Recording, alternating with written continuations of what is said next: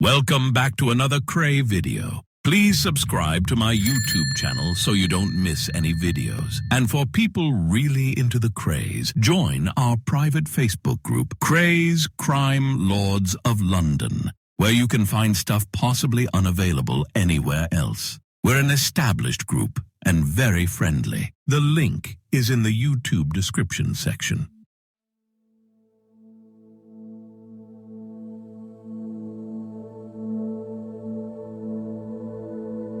Welcome back. The story continues, starting with some good advice from the man my brothers most admired and looked up to, the 50s king of gangsters, Billy Hill.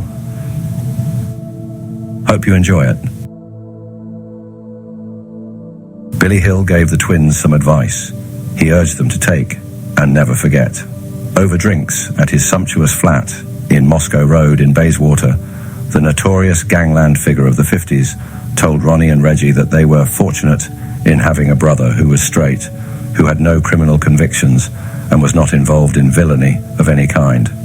It was vital to keep it that way, he said, because I would always be an ally, an important weapon they could use to set legal machinery in motion if things went badly with the law.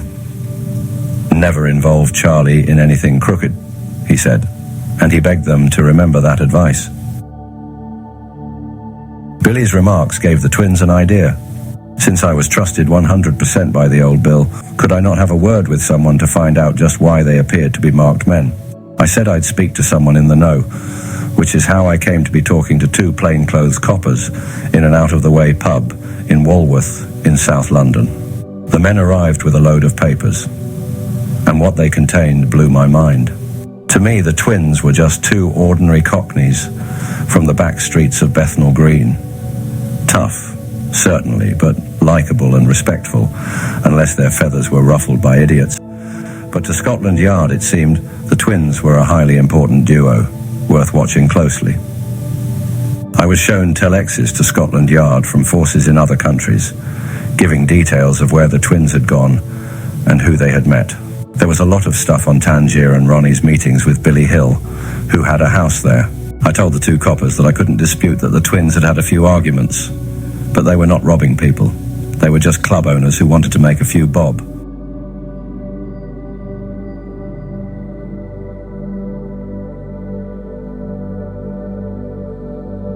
Why, I asked, was the Yard going to such lengths to find out what they were up to? The coppers told me that, quite simply, the twins had become too powerful. They may have started out as two ambitious but insignificant East Enders of modest intelligence, but now they were powerful, too powerful. They had money and friends in high places with a lot of influence. The mixture was too dangerous. I said I couldn't understand it. How could the twins be in danger? All they wanted to do was to run a few clubs, have no money worries, and be able to count the rich and famous, particularly sporting and show business celebrities, among their friends. Top political figures, it seemed, believed the twins could get 1,000 men behind them from all over the country with a few phone calls. The twins knew a lot of people, I agreed. But if they could get 1,000 people, what would they want them for? What would they all do?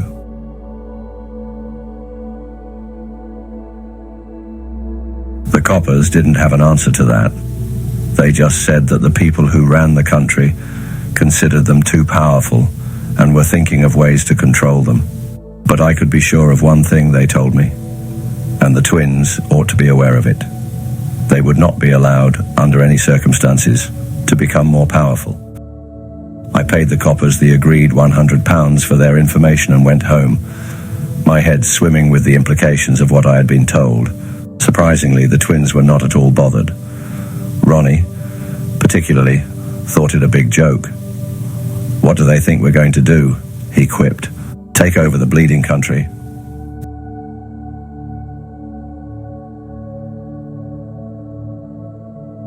With Esmeraldas and other projects dreamed up by Leslie Payne, bringing in hundreds every week, it wasn't long before we decided to open another club in the East End to replace the much-missed Double R.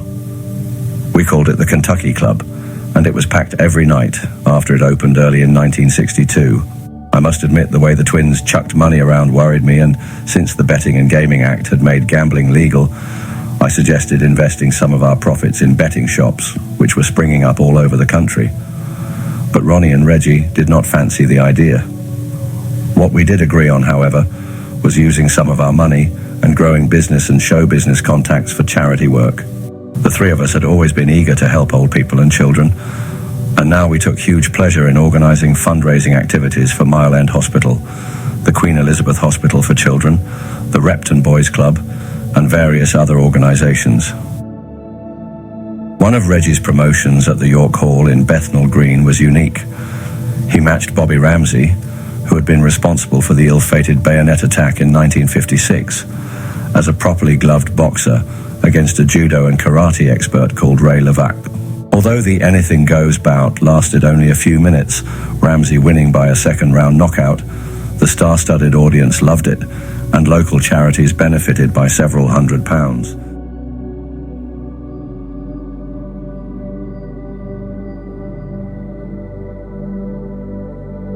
The Kentucky had a colourful, if short, life. A number of international stars, including Billy Daniels, came there for a few drinks after their shows, and the club even provided the setting for a film, Sparrows Can't Sing.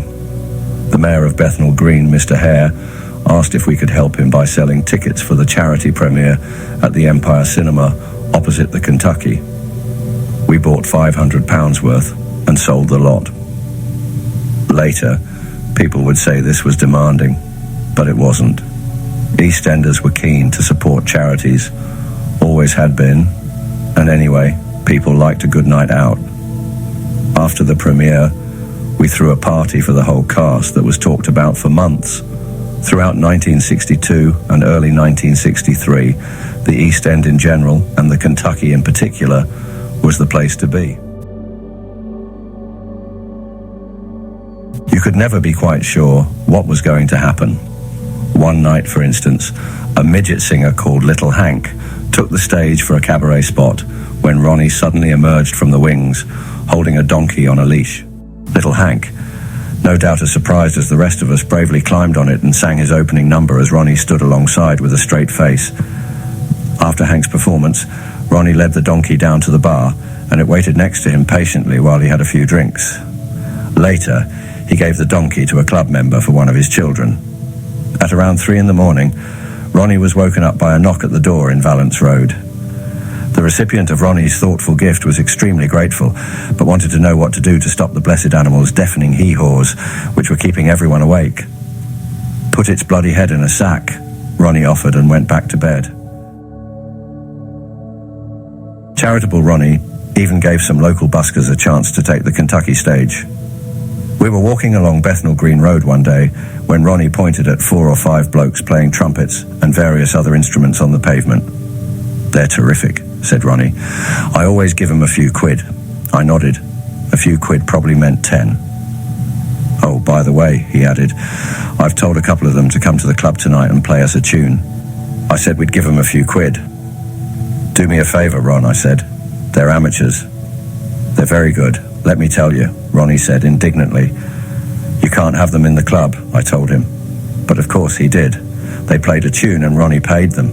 That's how he was. Both the twins had a lot of willpower, but Ronnie's was phenomenal. He had a sort of obsession about it. If you really wanted to do something, he'd say, "Nothing should be able to stop you."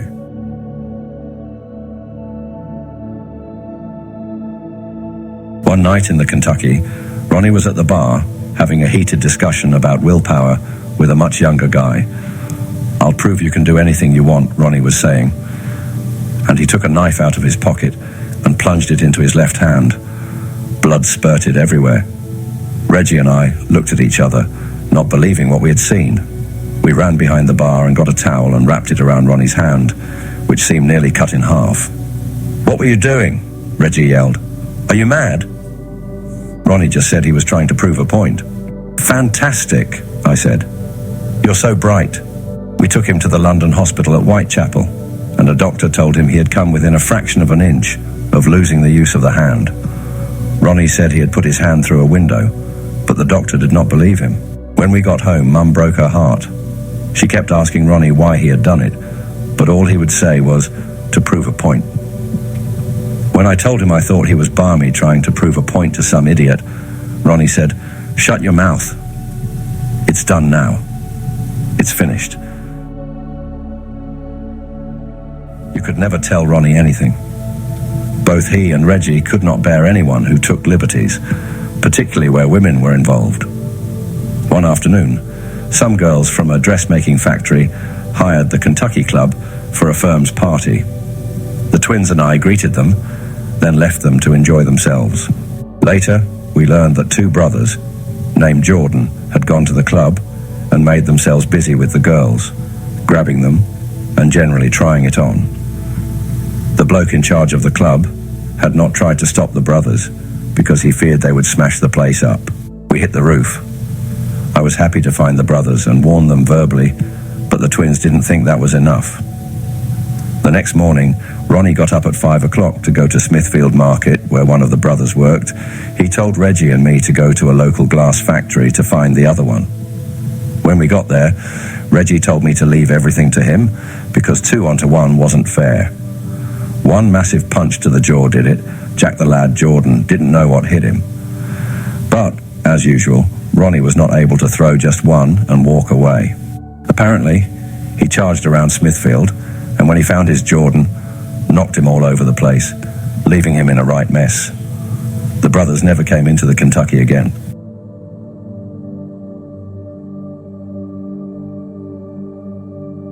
Sadly, it was only a few months later that no one came to the club at all. Mysteriously, our request to have our license renewed was turned down by the local justices.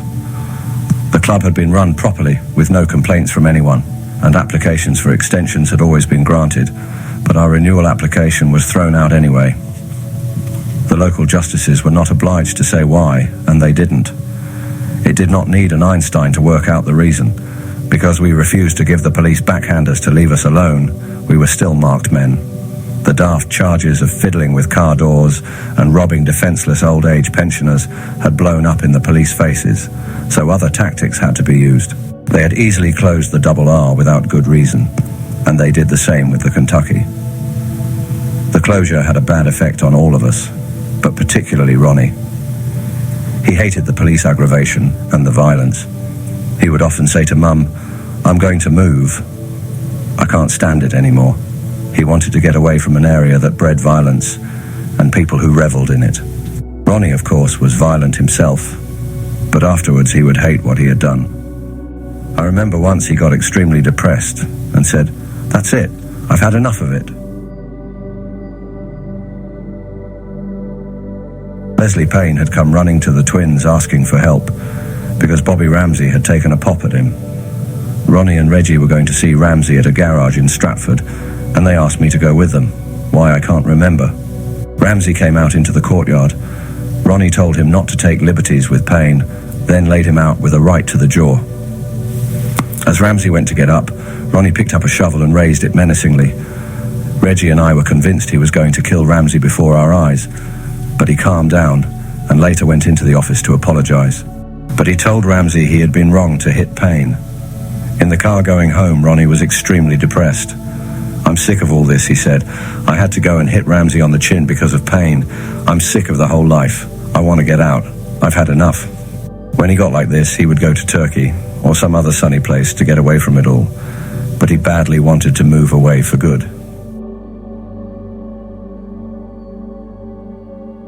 Eventually, he was to buy a place in that part of England he had loved so much as a wartime child, but by then it was too late. We were sorry to see the Kentucky go. It was well liked and well used by respectable local people and enhanced the area. But if the police thought the closure would put the Kray brothers out of business, they couldn't have been more wrong. Esmeralda's barn, which now had a basement disco, had enabled us to buy into other smaller West End clubs. The twins also bought a small hotel, the Glenray, in Seven Sisters Road, North London. And Leslie Payne, who was buying a controlling interest in the Cambridge rooms on the Kingston bypass, was about to launch a legitimate company, the Carston Group, with a posh Mayfair office. The police may have hit our East End connection, but up west, the money was rolling in. To three East End blokes in the nightclub business, Leslie Payne's scheme sounded senseless. He had returned from the eastern Nigerian city of Enugu and partly committed us to building a new township in the bush. It was a project more suited to merchant bank investment, but the more Payne explained the financial possibilities, the more excited we all got. Ronnie and Reggie flew to Enugu with Payne and Gore to see the development site, and when they returned, plans were made to approach wealthy and influential people for investment. One of these gentlemen was Lord Boothby. Another was Hugh McCowan, son of a rich Scottish baronet and landowner. What we did not know at the time was that Ernest Shinwell, son of the late, much-respected Labour MP, had hawked the proposition around for a long time without finding any takers. He must have gone to Payne as a last resort. Blissfully unaware of this, we happily poured money from our various London enterprises into the great African safari, GAS for short, confident that Payne knew what he was doing. As 1964 wore on, however, we became worried.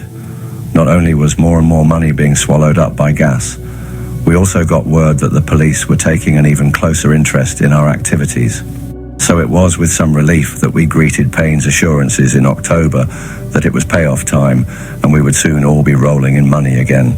Four of us, Payne, Gore, a well-connected Canadian called Gordon Anderson, and myself, flew to Enugu full of hope. It took me just 3 days to sense that all was not well. Payne, as usual, strutted around like a great white chief, the faithful Gore forever in his wake. But I could not fail to notice he was always avoiding a native building contractor who, I knew, had paid us a £5,000 introductory fee months before. The man wanted to get on with the building work and was always in the foyer of the Presidential Hotel, looking for Payne, who, in turn, was forever dodging him. I talked to Payne about it, but he told me not to worry. Payne gave the impression he knew what he was doing, but he didn't.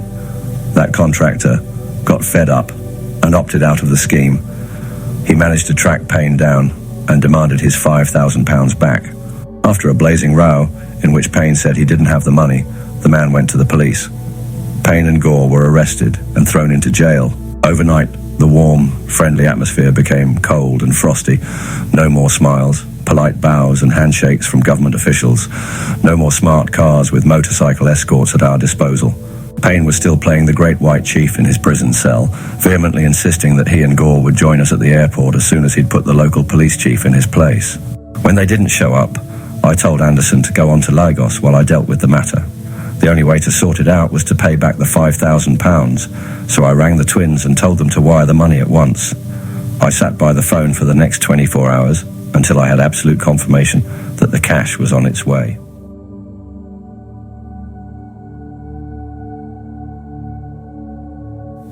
Then a solicitor I'd met on previous visits found a judge who would sign the necessary bail forms if I arranged for £5,000 to be paid. The journey to that judge was a nightmare. The solicitor and another black guy drove me off into the jungle, along a narrow road that looked as if it didn't lead anywhere. The solicitor assured me we were going to the judge's house, but the way Payne had behaved made me fear for my life. As we drove deeper into the jungle, I had visions of being bumped off and dumped. Just another mysterious disappearance.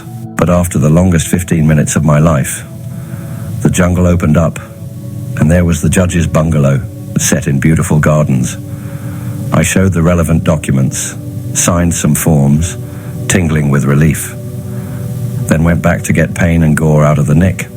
They were filthy, thirsty, hungry, and exhausted. Gore was demoralized, Payne on the brink of a breakdown. I didn't give either of them any time to say much. I spelt out the seriousness of our predicament and told them we were leaving, right then. It was not until the plane had left the runway at Lagos Airport that I was able to relax for the first time in 3 days. The gas had blown up in our faces, and once back in England, the twins and I gave Leslie Payne the elbow. That's it for this episode. Thanks for watching. I'll see you again in the next installment. Bye.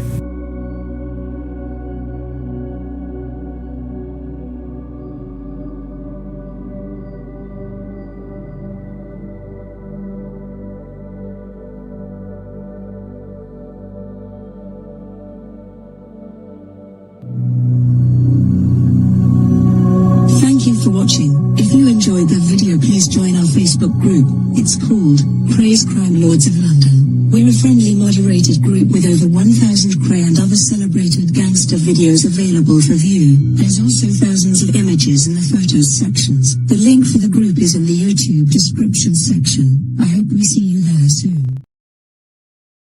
Leave a like and subscribe.